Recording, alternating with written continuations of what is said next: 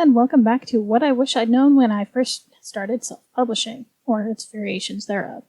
I'm Carly with Dragon Key Press, and in this episode I'd like to go over something I like to call the Basic Publishing Cycle, or BPC, for those of you who prefer acronyms. The typical parts include writing, editing, formatting, publishing, and promoting. Some of these parts happen simultaneously, so keep that in mind. The writing aspect should be pretty self-explanatory. This is the stage where you create the content you wish to have published, be it fiction, nonfiction, poetry, memoir, whatever. And yes, this does include illustrations to some extent. This is the creation period, which, if you haven't done yet, means you have your work cut out for you, as this podcast primarily focuses on the formatting, publishing, promoting parts of the cycle, though in far greater detail than the basic wheel I previously described.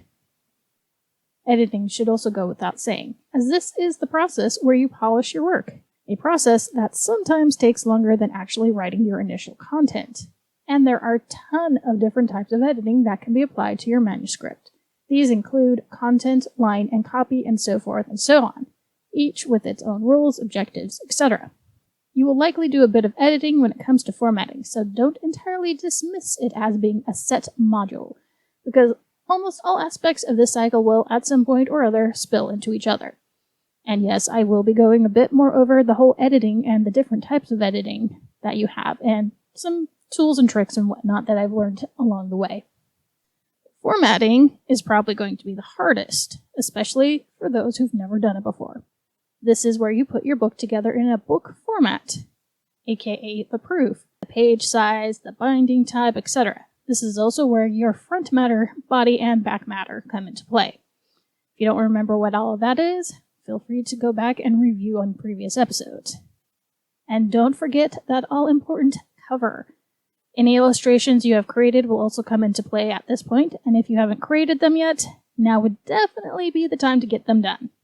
The publication part of the cycle overlaps with the formatting, as you will also employ the use of copyright, ISBNs, LCCNs, and so forth, especially if you want to make sure your book ends up, potentially, in bookstores, even if just online or in libraries.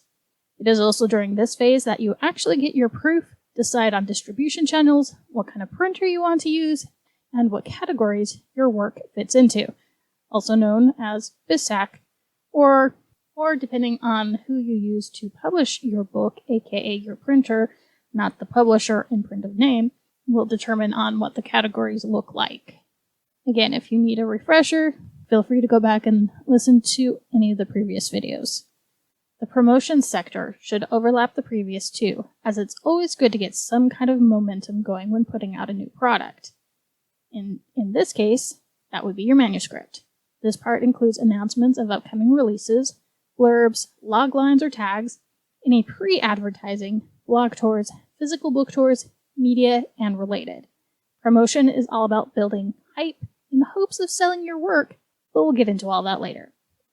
In the time-honored tradition of keeping things simple, the basic cycle is write or create, edit, format, publish, promote.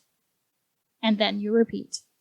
Like I said, we'll get into more detail in the next episode on some of these different things, starting with the editing section. I hope you found this a little bit informative and kind of give you an idea of some structure of how things will go from here on out. I am Carly, and I hope you have a great day. We'll see you next time.